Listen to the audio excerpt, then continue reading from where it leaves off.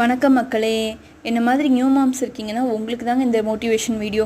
நம்ம குழந்தைங்கள ஒல்லியாக இருந்தாலும் குறை சொல்லுவாங்க, குண்டாக இருந்தாலும் குறை சொல்லுவாங்க, எப்படி பார்த்தாலும் நம்மளை குறை சொல்கிறதுக்குன்னு ஒரு கூட்டம் இருக்கும். அதெல்லாம் நம்ம காதில் வாங்கக்கூடாதுங்க. இந்த காதில் வாங்கி இந்த காதில் விட்டுருங்க.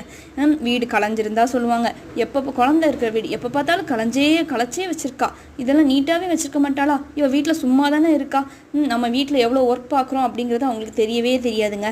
நம்மளை குறை சொல்கிறதே, அதாவது நம்மளை நோட் பண்ணி குறை சொல்கிறதே ஒரு வேலையாகவே வச்சுருப்பாங்க. அதுக்காகவே நம்மளை நோட் பண்ணிக்கிட்டே இருப்பாங்க. இதெல்லாம் நம்ம காது கொடுத்து கேட்டோன்னு வைங்க, நம்ம நிம்மதியாகவே இருக்க முடியாது. அதனால யார் என்ன சொன்னாலும் இந்த காதில் வாங்கி இந்த காதில் விட்டுட்டு போயிட்டே இருக்கோம். நம்மளை பொறுத்த வரைக்கும் நம்ம குழந்தை, நம்ம லைஃபு, நம்ம வீடு, நமக்கு அடுத்த ஸ்டெப் என்ன, அதை மட்டும் யோசிங்க. அடுத்து நம்ம என்ன பண்ணலாம், நம்ம குழந்தைங்களுக்கு என்ன பண்ணலாம், நம்ம லைஃப் எப்படி அப்டேட் பண்ணணும், அதை பற்றி யோசித்து நம்மளே அப்டேட் பண்ணிட்டு போயிட்டே இருக்கணுங்க. இந்த குறை சொல்கிறவங்கள பற்றி யோசிக்கவே கூடாது.